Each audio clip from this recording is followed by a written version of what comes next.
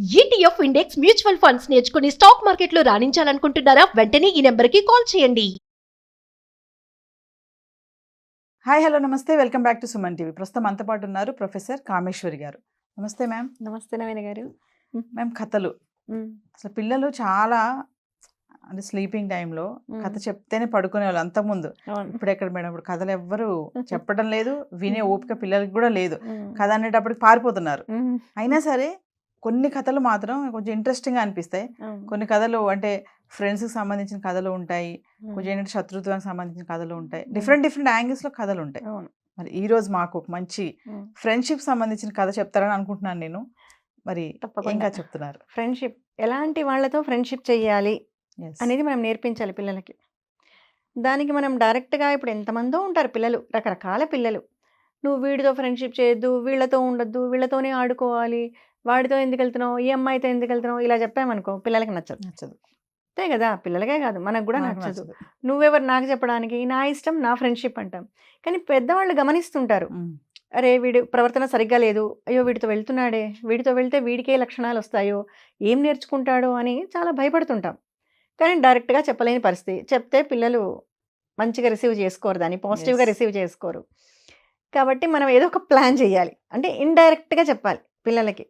అది అంటే కాన్సెప్ట్ అర్థం చేసుకుంటే వాళ్ళు దాన్ని ఇంకా మనం ఎక్కువ శ్రమ పడక్కర్లేదనమాట. వాళ్ళకే అర్థమైపోతుంది ఏంటి అనేది, అంటే ఎవరిని ఎలా చూడాలి అని తెలుస్తుంది. దానికోసం మనం చిన్న చిన్న కథలు చెప్పాలి పిల్లలకి. సో ఇండైరెక్ట్గా అంటే ఎవరు, మరి రాము, సోము, గోపి, పింకీ ఇలా చెప్తే అంటే వీళ్ళు ఎవరి గురించో చెప్తున్నారని అర్థమవుతుంది. అందుకే ఏం చేస్తామంటే మనం మనుషుల్ని తీసుకోకుండా జంతువుల్ని తీసుకొని మాట్లాడుకోవచ్చు. జంతువుల గురించి పిల్లలకి ఇంట్రెస్టింగ్గా ఉంటుంది. సో అలా అనమాట. ఇప్పుడు కూడా అనగనగనగా ఒక చిన్న అడవి అని ఎందుకు అంటున్నామంటే, ఈ అడవికి దగ్గరలోనే ఒక గ్రామం ఉంటుంది. అంటే గ్రామానికి అతుక్కొని దగ్గరగా ఉన్న ఒక చిన్న అడవి అనమాట. ఆ అడవిలో రకరకాల జంతువులు, అంటే చిన్న అడవి అయినా ఆ అడవిలో కొన్ని క్రూర మృగాలు కూడా ఉన్నాయి. క్రూరము అంటే ఈ నక్క, తోడేలు ఇలాంటివి కూడా ఉన్నాయన్నమాట. కానీ ఈ జంతువులన్నీ ఏంటి, పగలపూట ఏవి కూడా వాటికి భయమే. జంతువులకు మనుషులంటే భయం కదా. ఇప్పుడు మనకన్నా శక్తివంతులు ఎవరు ఉంటారో వాళ్ళని చూస్తే భయపడతాయి. సో జంతువులకు ఎప్పుడు కూడా మనుషులంటే భయమే. కాబట్టి అడవి దాటి సామాన్యంగా అవి బయటికి రావు, వాటి జాగాలోనే అవి అక్కడే తిరుగుతూ ఉంటాయన్నమాట. కానీ ఇదే అడవిలో వాటికి దొరికిన ఆహారం అక్కడే వెతుక్కుంటాయి. ఇక్కడ ఒకటి ఉంది మన స్టోరీలో ఒక క్యారెక్టర్, ఎవరంటే తోడేలు. ఆ అడవిలో దొరికే ఆహారం తింటూ ఉండొచ్చు కదా, లేదు, దానికి తృప్తి లేదు. ఆ గ్రామానికి వెళ్ళి, ఆ పక్క గ్రామం ఉంటుంది, ఆ దగ్గరలో ఆ గ్రామం అంటే ఏంటి, చిన్న చిన్న జంతువులు, పశుపక్షాదులు అన్నీ పెంచుకుంటుంటారు కదా, డొమెస్టిక్ యానిమల్స్ అన్నీ ఉంటాయి. ఇది ఆ రాత్రిపూట ఆ గ్రామానికి వెళ్ళి అక్కడ ఉన్న మేకలు అవన్నీ ఉంటాయి కదా, కోళ్ళు, మేకలు అవన్నీ తెచ్చేసుకునేది.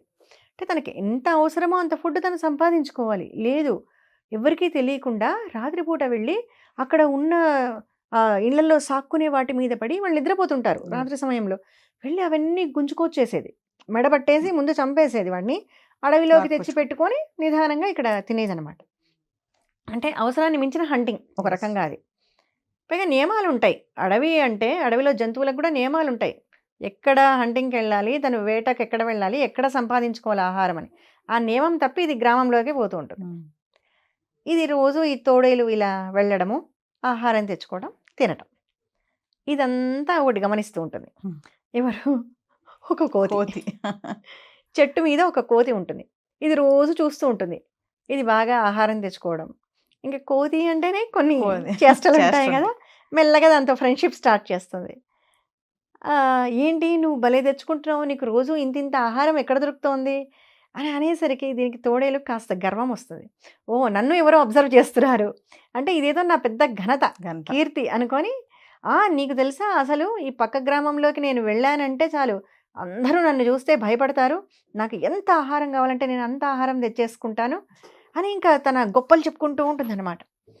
ఇలా కొద్ది రోజులు జరుగుతూ ఉంటుంది. ఇంకా వీళ్ళిద్దరి ఫ్రెండ్షిప్, అది కిందికి రాదు, ఇది పైకి పోదు, మళ్ళీ దానికి భయమే. సో చెట్టు మీద కూర్చొని దాంతో ఫ్రెండ్షిప్ అనమాట, సహవాసం. ఇంకా రోజు వీళ్ళిద్దరి మధ్య మాటలు, ఈ తోడేలు గొప్పలు చెప్పుకోవడము, అదన్నీ వింటూ ఈ కోతి మురిసిపోవడము. ఆహా!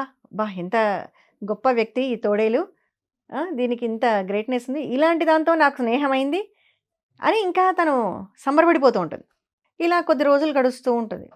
గడుస్తున్న తర్వాత ఈ కోతి అడుగుతుందనమాట, నాకు కూడా ఒక రోజు వచ్చి నీ వెంట నీ వైభవం అంతా చూడాలని ఉంది, నన్ను కూడా తీసుకెళ్తావా అంటుంది.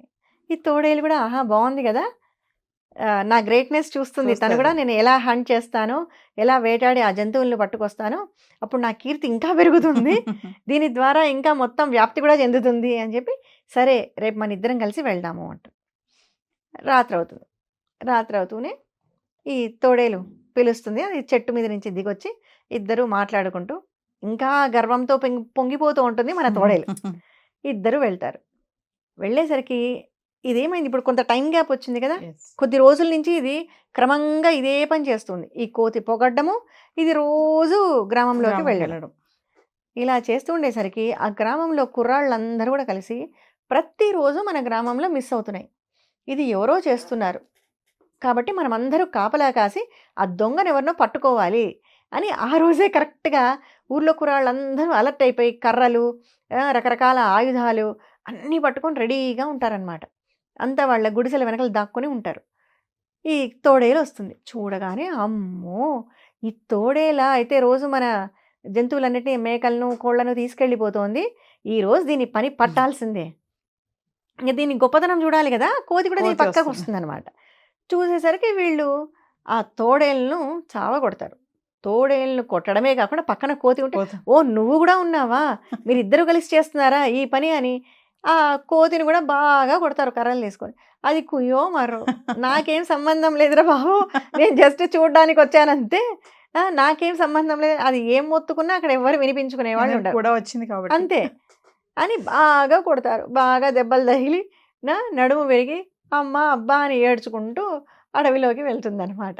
అనవసరంగా వచ్చాను ఈ తోడేలతో పాటు, చెట్టు పైన కూర్చోకుండా ఉండకుండా ఏదో ఫలాలు తింటూ చెట్ల మీద ఉండకుండా దీంతో పాటు వచ్చాను నేను అని అది ఏడుస్తూ ఉంటుంది. ఇంకెప్పుడు ఇలాంటి ఫ్రెండ్షిప్ చేయకూడదు, నాకు ఇలాంటి ఫ్రెండ్షిప్ వద్దురా బాబు అని. అలా మంచి వాళ్ళతో ఫ్రెండ్షిప్ చేస్తే వాళ్ళతో కూడా మనకు అన్ని మంచి దక్కుతుంది. ఇలాంటి వాళ్ళతో ఫ్రెండ్షిప్ చేశారనుకో, వాళ్ళకి పడే దెబ్బలు మనకు కూడా షేర్ అవుతాయి అనమాట. అనవసరంగా ఇరుక్కుపోతారు. అంతే, మనం ఏం చేయకపోయినా, మన ప్రమేయం లేకపోయినా, కేవలం ఫ్రెండ్షిప్ వల్ల అంతే మనకు కూడా ఆ దెబ్బలు పడుతుంటాయి. కాబట్టి చాలా జాగ్రత్తగా ఫ్రెండ్షిప్ చేయాలి. ఎలాంటి వాళ్ళతో చేస్తున్నాం అనేది గమనించుకుంటుండాలి. ఏదంటే తంటలు వస్తాయి, అంతే. థ్యాంక్స్ అండి.